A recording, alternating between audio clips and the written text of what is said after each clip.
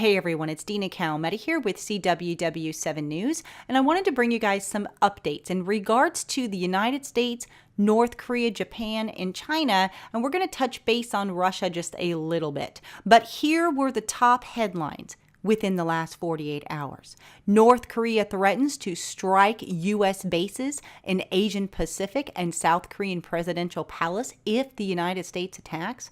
We will go to war if they choose, says North Korea, warning Trump not to provoke him. The U.S. may launch strike if North Korea reaches for the nuclear trigger. North Korea may be capable of serene-tipped missiles. Japan is readying for a North Korean emergency. Air China cancels some Beijing North Korean flights. China warns World War III is inevitable as North Korea prepares for their latest nuclear test. U.S.-North Korean war may break out by mistake if North Korea provokes Trump, experts are warning. North Korea says the thermonuclear war could start at any moment, and the U.S. is on the brink of World War III.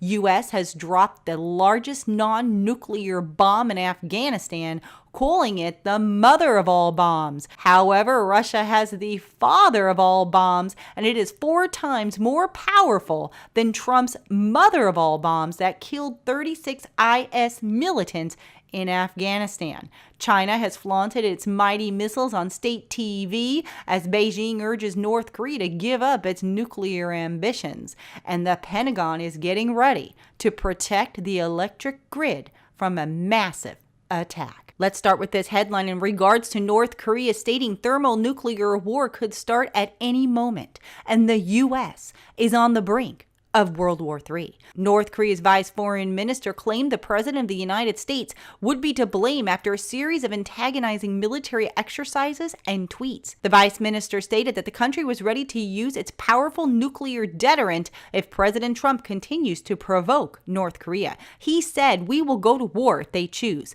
If the U.S. comes with reckless military maneuvers, then we will confront it with the DPRK's preemptive strike.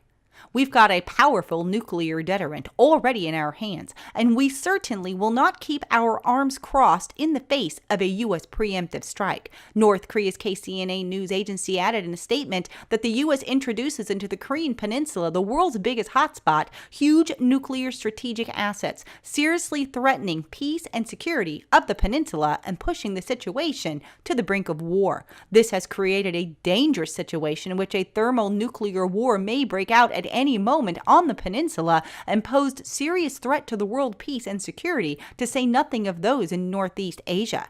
And North Korea isn't the only one warning that war is just about to break out at any moment. China's foreign minister also is warning that an armed conflict with North Korea may break out at any moment, urging Washington and North Korea to tone down their hawkish rhetoric and realize the price to pay for both sides if a new Korean war were to start. The extraordinary warning comes amid massive U.S. military buildup near the Korean Peninsula, with the carrier strike group USS Carl Vinson headed towards the region. While U.S. President Donald Trump is threatening to take care of the North Korean problem, North Korea says it is ready to repel any military action. Lately, tensions have risen with the U.S. and the ROK on one side and the DPRK on the other. He cautioned both sides that if a war occurs, the result is a situation in which everybody loses and there can be no winner, and that whichever side provoked a conflict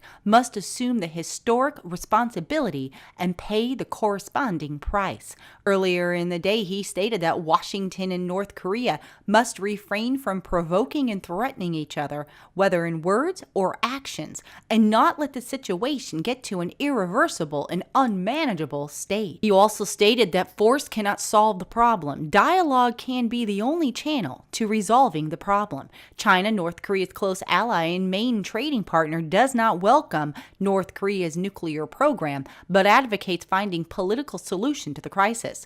For its part, Russia, which also shares a land border with the reclusive state, expressed deep concern over the mounting tensions on the Korean Peninsula. The tension on the Korean Peninsula was one of the topics Wang Yi discussed with the Russian counterpart Sergei Lavrov in a Friday phone call. Moscow stands for political diplomatic reconciliation and urges all parties to show patience and refrain from any actions which might mean making provocative steps. So now we're hearing Russia's advice. Very interesting. If a war were to break out between the United States and North Korea, would Russia protect North Korea? This could literally turn into a world war, you guys.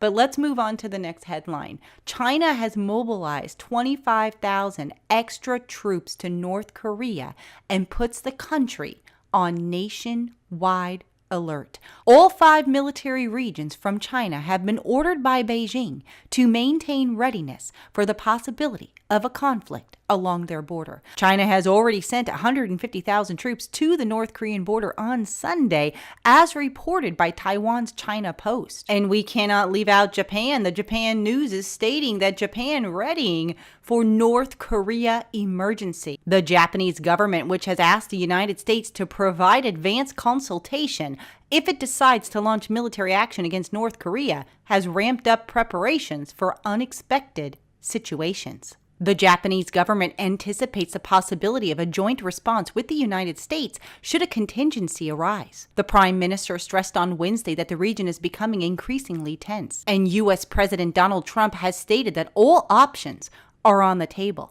It's a fact. Tensions are rising, stated the Prime Minister. If an unexpected situation occurs, we'll ask the United States to cooperate in rescuing the abduction victims. The Trump administration is reviewing U.S. policy toward North Korea and has not ruled out military options, including a preemptive strike. It goes on further to say during a series of meetings between Japanese and U.S. officials, the Japanese side asked for advance consultation regarding any U.S. military action against North Korea. The U.S. side is said to have responded positively to the request. This is because Japan would need to take appropriate precautions, given that, as an ally of Washington, it could be a target for retaliation should the U.S. military attack North Korea. It is expected that a North Korean attack on Japan would involve ballistic missiles. The Japanese government has been bolstering defense measures against ballistic missiles, including making permanent in August 2016 an order to the self-defense forces to intercept and destroying incoming missiles.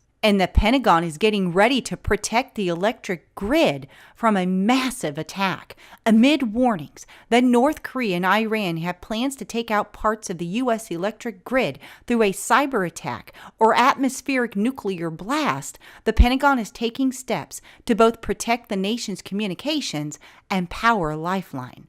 The Defense Advanced Research Projects Agency has charged BAE Systems to map a system that can detect a cyber attack and gin up an alternative communications network for military and civilian use if the grid is fried. Former CIA Director James Woolsey has been warning for years that the grid is extremely vulnerable, and recently the Pentagon and some states have taken the warning seriously.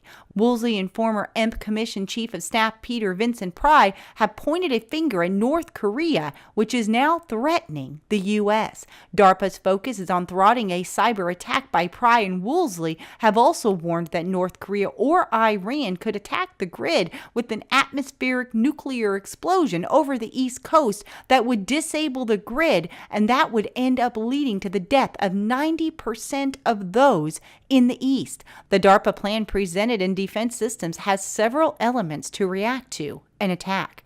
First, it would include ways to sense an imminent attack that would trigger protections, and if damaged, it would have an alternative way for communications killed in the attack to continue in a backup system, key for the military and presumably the financial system.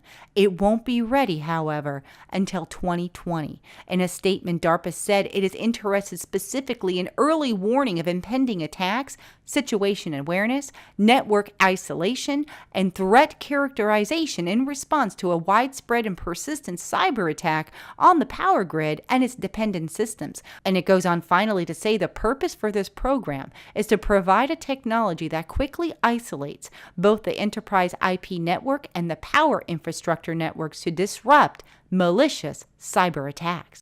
It's about time they're doing something about the electric grid here in the United States. We are definitely too vulnerable right now. But let's move on and talk about Russia briefly. A senior Russian lawmaker is stating that the U.S. is a greater threat to global peace than North Korea. The head of the Foreign Affairs Committee in the upper house of Russian parliament said Friday the most alarming thing about the current U.S. administration is that you can't be sure if it is bluffing or really going to implement its threats. He said America objectively poses a greater threat to peace than North Korea, adding that the entire world is scared and left guessing if it strikes or not. He said there is a small hope that President Donald Trump's administration would listen to warnings from Russia and China not to use military force against nuclear-armed North Korea. Definitely wars and rumors of wars and distress of nations.